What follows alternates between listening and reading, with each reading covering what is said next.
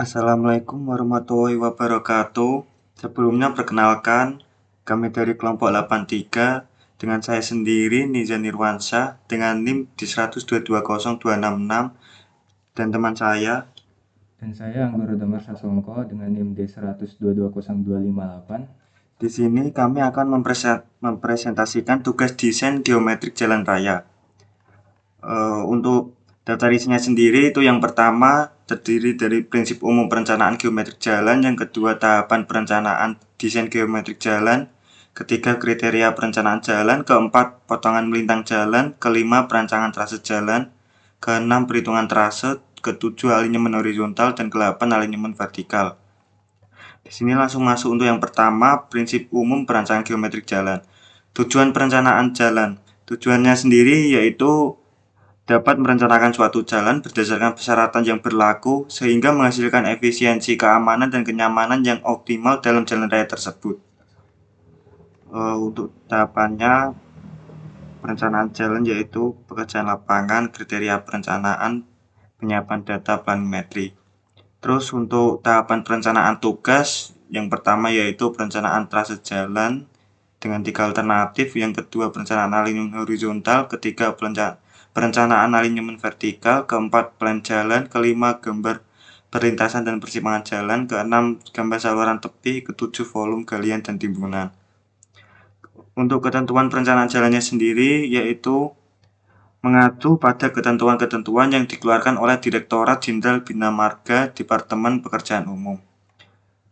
Untuk rencana geometrik jalan kami sendiri yaitu yang pertama itu di luar kota, yang kedua lokasi jalan D sampai K, lihat peta topografi, yang ketiga skala peta 1:50.000, yang keempat panjang jalan menyesuaikan peta dan skala, fungsi jalan, arteri primer, klarifikasi medan menyesuaikan, identifikasi peta topografi, VLR, satuan mobil penumpang per hari yaitu lebih dari 50.000 satuan mobil penumpang per jam dan didapatkan 55.000. Di sini ada peta topografi perencanaan pembangunan jalan, peta 9 yang relatif datar, kiri bawah kontur bergelombang. Untuk kriteria perencanaan jalan, yang pertama itu klasifikasi pengelompokan jalan. Pengelompokan berdasarkan status jalan, pengelompokan jalan berdasarkan fungsinya dalam SIJ primer, pengelompokan berdasarkan sistem jaringan jalan, klasifikasi jalan berdasarkan spesifikasi penyediaan prasarana jalan, klasifikasi jalan berdasarkan pengguna jalan, dan di sini ada tabel 51 untuk menentukan peran menghubungkan jalan, pengelompokan fungsi jalan, status dan penyelenggara jalan, kelas jalan, SPPJ, tipe jalan, rentang VD.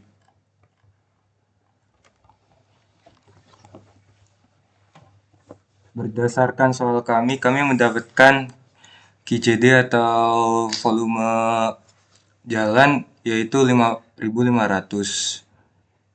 Ya, dapat dilihat dari tabel 53 QCD 5.500 kami menggunakan 5.880 dan didapatkan tipe jalan 4/2 terbagi, lebar jalur 2 kali 6 meter, lalu lebar bahu 2, lebar bahu luar 1,5, kemiringan melintang bahunya 6, lalu saluran tepi jalannya 1,5, ambang pengamannya 1, lalu ada lebar median yaitu lebar median direndahkannya yaitu 9 meter, lebar bahu dalamnya 1,5, median yang ditinggikan, lebar mediannya 2 meter, dan lebar bahu dalamnya 0,75. Untuk perkerasan sendiri kami menggunakan Superpave rigid. Lalu ini dapat dilihat dari tabel 530, kami dengan lebar lajur 3 meter, E normal 2%, dan E max 4%, didapatkan LS 41 dengan E E E max-nya 4%. Lalu dengan R-nya kita menggunakan 500.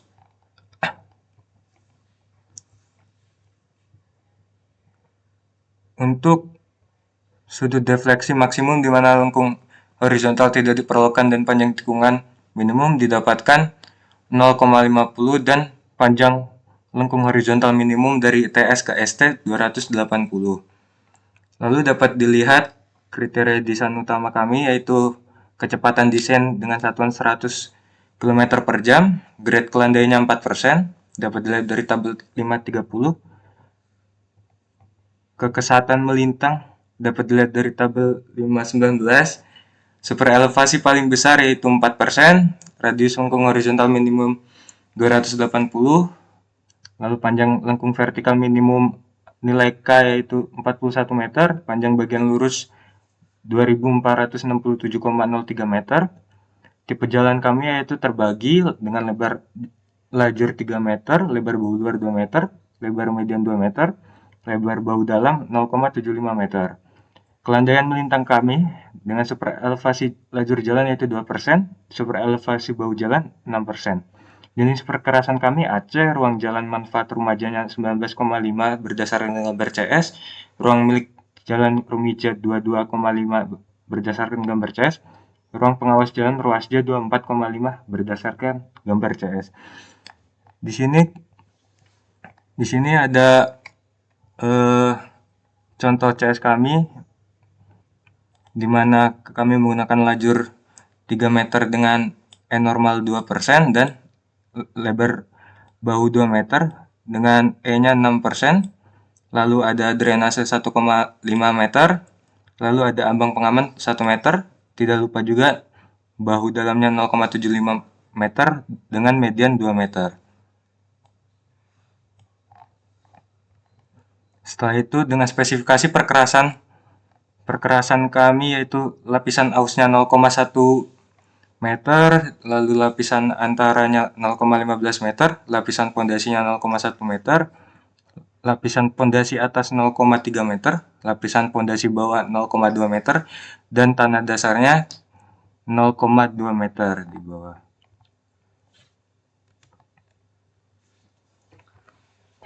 Oke, untuk lanjut perencanaan trase jalan. Yang pertama yaitu dilakukan untuk mendapatkan desain jalan yang efektif, efisien, ekonomis, berkeselamatan, dan berwawasan lingkungan. Yang kedua meliputi desain alignment horizontal, alignment vertikal, koordinasi alignment, desain penampang melintang jalan, desain bangunan pelengkap jalan, dan perlengkapan jalan. Untuk ketentuan pembuatan trase sendiri yaitu yang pertama sudut maksimal tikungan 45 derajat, minimal tikungan 15 derajat. Perpotongan dengan jalan raya lama atau sungai atau jalan rel harus 90 derajat. Panjang kritis sama dengan panjang maksimal jalan lurus. Garis trase tidak boleh tegak lurus dengan kontur, tidak boleh menabrak ataupun mendekati titik-titik penting seperti sawah, pemukiman, dan lain-lain. Yang keenam, perpotongan panjang jalan raya baru harus seimbang panjangnya. Yang ketujuh, untuk skala 1/25.000 panjang kritis dibuat genap agar jarak antar grid bisa dibagi habis. Di sini ada gambar trase jalan kami dari 3 jalan alternatif. Yang atas adalah trase pertama, yang kedua trase 2, dan yang ketiga trase 3. Di sini kami memilih trase 2. Ini adalah gambar azimut dari contoh trase kami yaitu trase 2. Dan ada data azimut dari titik, koordinat, jarak, azimut, dan sudut.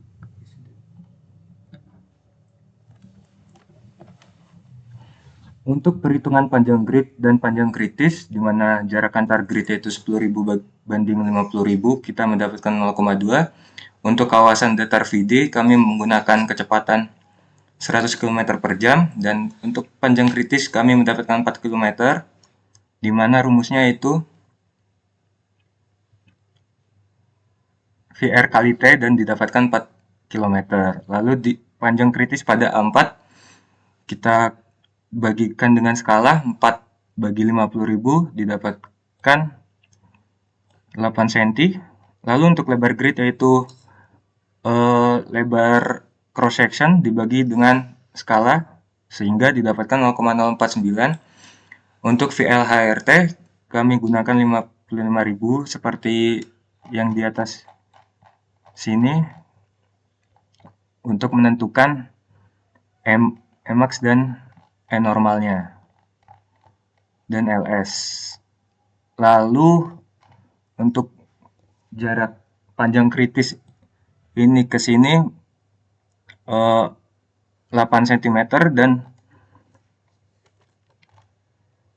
untuk panjang grid sendiri tadi sudah dijelaskan kita mendapatkan 0,2 cm, lalu lebar gridnya kita mendapatkan 0,0049 cm. Di sini adalah gambar trase jalan dan grid, yaitu yang seperti dijelaskan di atas dengan panjang kritis 8 cm dengan jarak antar grid 0,2 cm dan lebar grid 0,049 cm. Setelah didapatkan seperti itu, kami satukan lebar grid dengan kontur atas dan kontur bawahnya, lalu didapatkan seperti ini, seperti ini, seperti ini. Nah, setelah itu didapatkan nilai AX. Nilai AX untuk pembuatan long profile jalan. Seperti data di sini, ini merupakan data long profile jalan yang terdiri dari elevasi muka tanah atas, elevasi rencana muka jalan, lebar penampang jalan beda tinggi, panjang dari jarak antar grid, dan volume cut and fill. Di sini merupakan gambar long profile kami. Dapat dilihat ini STA-nya antara STA, lalu ini elevasi muka tanah asli, lalu yang kuning ini merupakan RMJ. Untuk tikungan kami di sini ada PI1, PI2 dan PI3. Untuk PPV kami juga ada PI1, PPV2 dan PPV3. Dan di sini sudah diketahui JKA atau jalur kereta api. Setelah dari tahap tadi, yaitu langsung ke pemilihan trase. Pemilihan trase sendiri yaitu mempertimbangkan dari segi kelandaian melintang, kelandaian memanjang, alinemen horizontal, alinemen vertikal, jumlah galian, jumlah timbunan dan galian, posisi dengan jalan raya lama atau jalur kereta api, dan jarak total. Untuk hasilnya sendiri di sini kami sudah mencantumkan untuk kelandaian melintang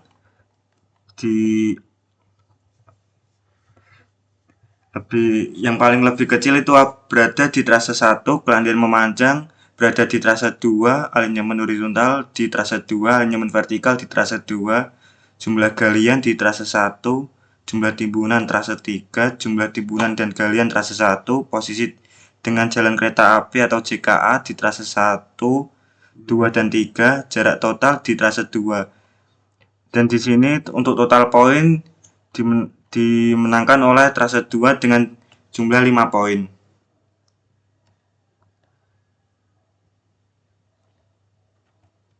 Terus kita lanjut ke alinemen horizontal. Alinemen horizontal jalan umumnya berupa serangkaian bagian jalan yang lurus dan melengkung berbentuk busur lingkaran dan yang dihubungkan oleh lengkung peralihan atau tanpa lengkung peralihan. Perencanaan alinemen horizontal sendiri yang pertama, hendaknya dipilih sebisa mungkin lurus dengan radius tikungan sebesar mungkin. Yang kedua, gunakan jari-jari tikungan yang lebih besar dari R-min. Yang ketiga, radius tikungan sebaiknya konsisten sepanjang jalan. Yang keempat, hindari tikungan tajam setelah bagian lurus yang panjang. Yang kelima, hindari penggunaan tikungan gabungan. Yang keenam, panjang lengkung lingkaran atau LC harus mencukupi. Di sini ada beberapa tabel dari pedoman desain geometrik jalan. Yang pertama yaitu tabel 517 untuk menentukan radius maksimum yang memerlukan lengkung peralihan. Yang kedua tabel 5-19 untuk sudut defleksi maksimum, di mana lengkung horizontal tidak diperlukan dan panjang tikungan minimum. Yang ketiga tabel 5-18 untuk menentukan R-min. Yang keempat tabel 5 strip 11 untuk menentukan JPH yang dibulatkan. Yang kelima tabel 5 strip 14 untuk menentukan JPM. Yang keenam tabel 5 strip 55 untuk menentukan kontrol desain untuk lengkung vertikal cembung. Yang kelima 5 strip 56 kontrol desain untuk lengkung vertikal cembung berdasarkan JPM. Untuk perhitungan alignment horizontal di sini sudah kami cantumkan, dan untuk VR-nya didapatkan 100, RC 500, LS Rmin 435, LS 41, max 4%. Terus P-nya itu mendapatkan hasil 0,14, lebih kecil dari 0,25, maka kami memakai FC atau full circle. Terus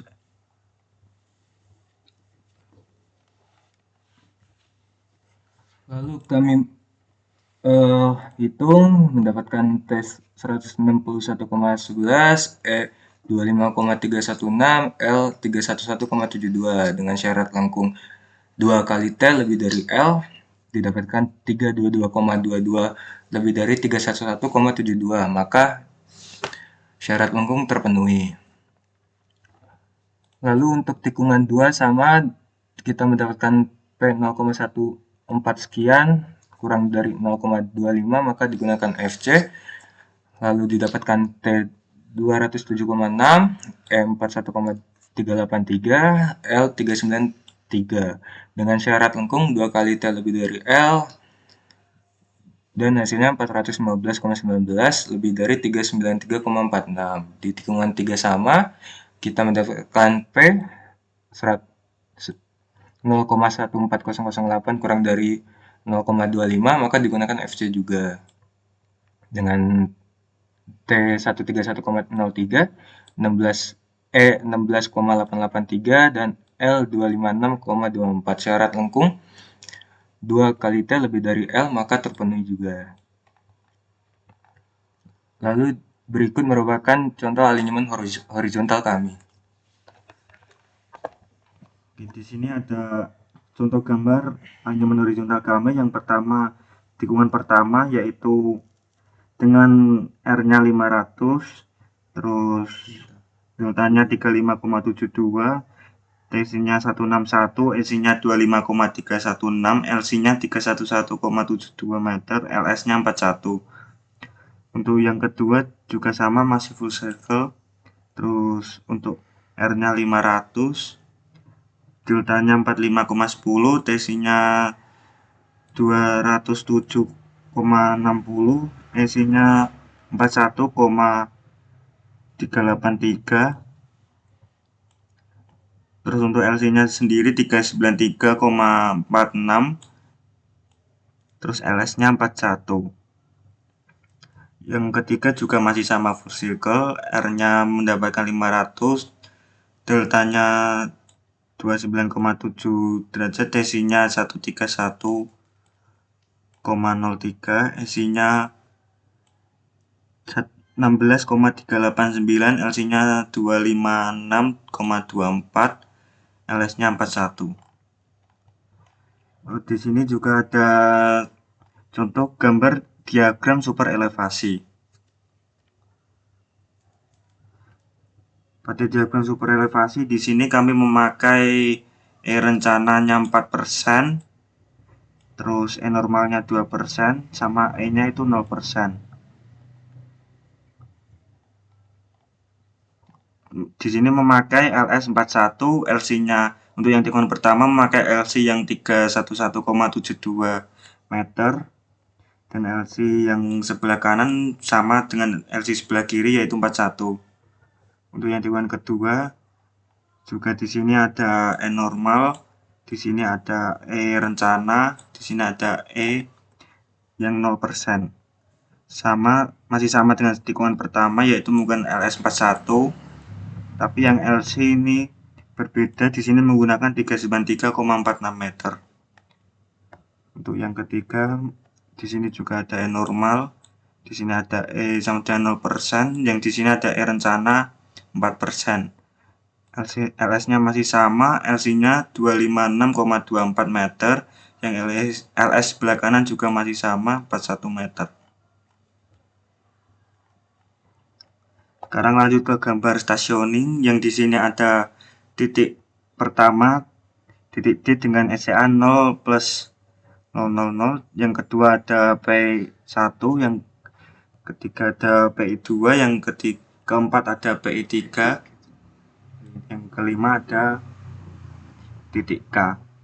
Untuk gambar kontrol overlapping sendiri di sini ada panjang bagian yang lurus yang pada garis pertama yaitu 38,89 meter, yang kedua mendapatkan 3.953,51 meter, yang ketiga mendapatkan 3.076,57 meter, yang keempat mendapatkan 2.467,03 meter. Sekarang kita lanjut ke alinemen vertikal. Alinemen vertikal sendiri merupakan profil memanjang sepanjang garis tengah jalan yang terbentuk dari serangkaian segmen dengan kelandaian memanjang dan lengkung vertikal. Perencanaan alinemen vertikal sendiri yang pertama yaitu perhatikan kelandaian memanjang minimum hanya untuk lokasi dengan sistem drainase yang bagus. Yang kedua, garis kelandaian yang halus. Yang ketiga, profil jenis roller coaster atau hidden dip, intinya dihindari. Yang keempat, hindari turunan panjang. Yang kelima, kelandaian memanjang broken back, intinya dihindari. Yang keenam, di mana terdapat kelandaian memanjang yang cukup panjang, mungkin lebih baik mendatarkan kelandaian tersebut. Di sini ada grafik alinemen vertikal, grafik panjang lengkung vertikal yang cembung, sama grafik panjang lengkung vertikal cekung untuk menentukan nilai LV, yang cembung dan yang cekung.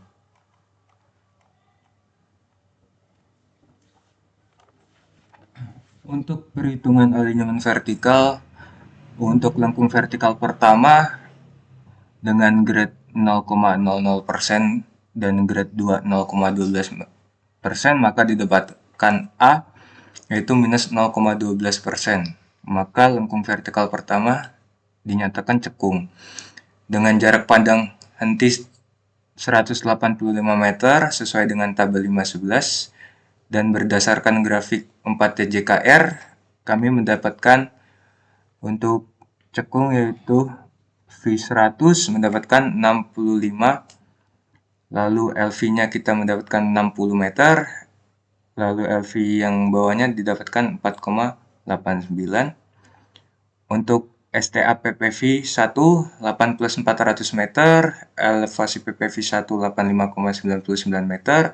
Perhitungan pertama elevasi PLV sama dengan elevasi PPV 1 kurangi G1 kali setengah LV didapatkan 55,99 meter. STA PLV kami mendapatkan 8.367,5 meter, maka STA PLV didapatkan 8 plus 367,5 meter. Untuk elevasi PTV kami mendapatkan 86,0297 meter. STA PTV kami mendapatkan 8 plus 432,5 meter. Lalu untuk EV kami mendapatkan 0,00993, STAS 8 plus 400, elevasi S 85,99, lalu SQ kami mendapatkan 10,83 dengan Y 0,0041 meter, elevasi Q 83,3374, STAQ 8410,83. Kontrol kelandaian maksimum dengan VR 100 km per jam, kelandaian maksimum 5%, G1 memenuhi dan G2 memenuhi. Untuk yang kedua, lengkung vertikal 2 yaitu cembung. Mengapa cembung? Karena A kita yaitu plus lebih dari 0%, lalu jarak pandang henti 185 dengan LV 65, LV 60 meter, syarat drainasenya 4,89. Lalu dilihat dari perhitungannya, dapat dilihat untuk elevasi PLV kita mendapatkan 87,05 meter, STA PLV kita mendapatkan 9 plus 267,5 meter, elevasi PTV kita mendapatkan 87,09 meter, STA PTV kita dapat 9 plus 332,5 meter, EV kita mendapatkan 0,0009931, STAS 9 plus 300, elevasi S 87,00099993, SQ kita mendapatkan 10,8333 dengan Y 0,004414, elevasi Q 87,094441, STAQ 9310,833 dengan kontrol kelandian maksimum G1 di tikungan kedua yaitu 0,12 kurang dari 5% dan G2 0,00 kurang dari 5%, maka memenuhi. Untuk lengkung vertikal ketiga kita mendapatkan cekung karena nilai A-nya yaitu minus 0,176%.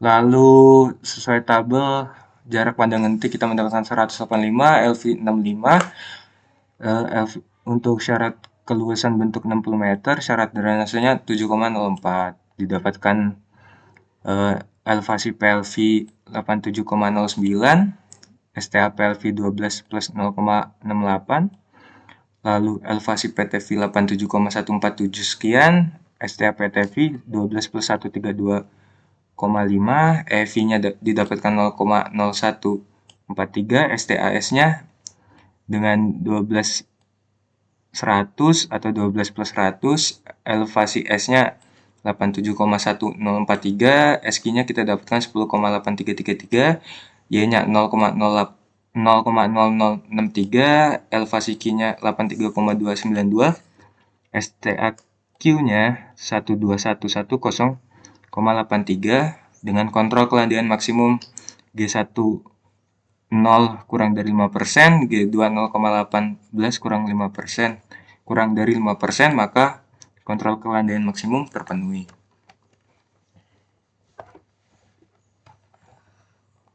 Oke, sekarang kita lanjut ke gambar alinemen vertikal.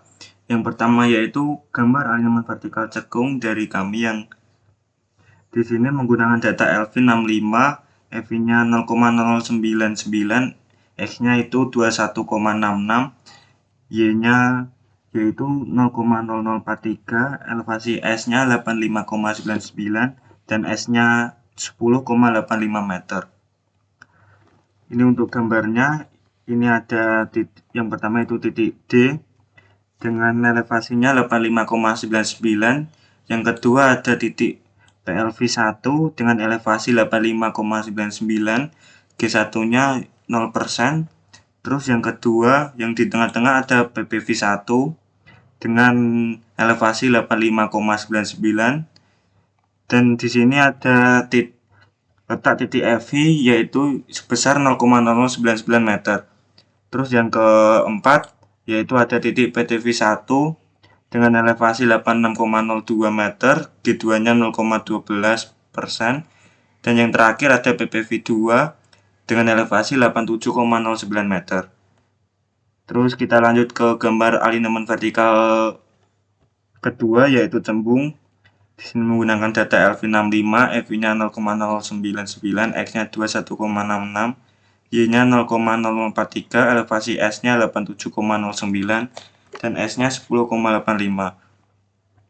Dan yang pertama di sini ada titik PPV 1 85,99, yang kedua ada titik PLV 2 elevasinya 87,05, ada G1 juga yang sebesar 0,12%. Terus yang ketiga ada PPV 2 dengan elevasi 87,09. Di sini ada titik EV yang sebesar 0,0099 meter. Terus yang keempat ada titik PTV 2 dengan elevasi 87,09, G2-nya 0%. Terus yang terakhir ada titik PPV 3 dengan elevasi 87,09. Terus kita lanjut yang terakhir yaitu gambar alinemen vertikal yang ketiga yaitu cekung.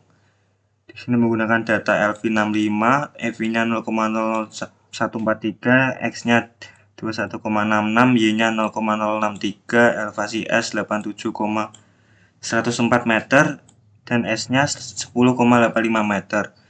Yang pertama ada titik yang pertama yaitu PPV2 dengan elevasi 87,09 meter, kedua yaitu PLV3 dengan elevasi 87,09 meter, G1-nya 0%. Yang ketiga ada PPV3 dengan elevasi 87,09 meter. Di sini ada titik FV yang sebesar 0,0143 meter. Terus yang keempat ada titik PTV3 dengan elevasi 87,147 meter, G2-nya 0,176%. Terus yang terakhir ada titik K dengan elevasi 89,26 meter. Setelah itu kita lanjut ke koordinasi alinyemen. Yang pertama yaitu sebaiknya lengkung horizontal dan lengkung vertikal yang sepenuhnya tidak berada saling tumpang atau overlap atau tidak sepenuhnya terpisah, sehingga elemen-elemen horizontal dan vertikal yang terkait tidak sama panjangnya atau lengkung vertikal berada di sebagian lengkung horizontal. Yang kedua, perhatikan bahwa lengkung vertikal cembung dapat menghalangi pandangan pengemudi ke depan sehingga arah jalur lalu lintas sesudah lengkung cembung tersebut tidak jelas terlihat. Yang ketiga, hindari keberadaan lengkung horizontal yang tajam yang posisinya dekat dengan puncak lengkung vertikal cembung.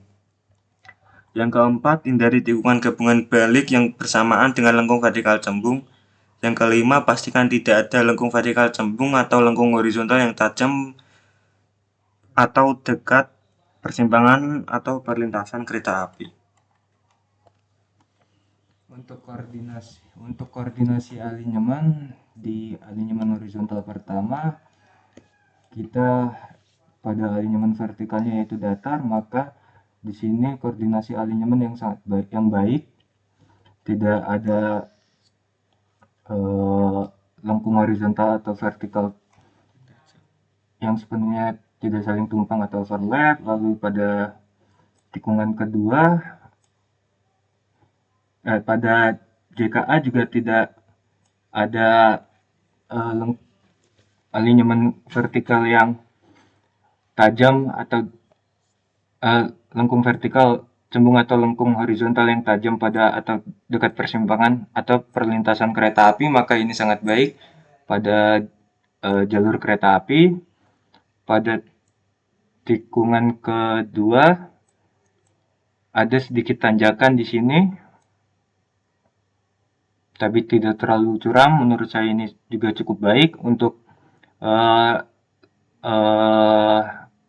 tikungan ketiga, di sini setelah alinyemen vertikalnya naik, maka dia lurus, tidak terlalu curam, lalu naik lagi, maka ini juga baik.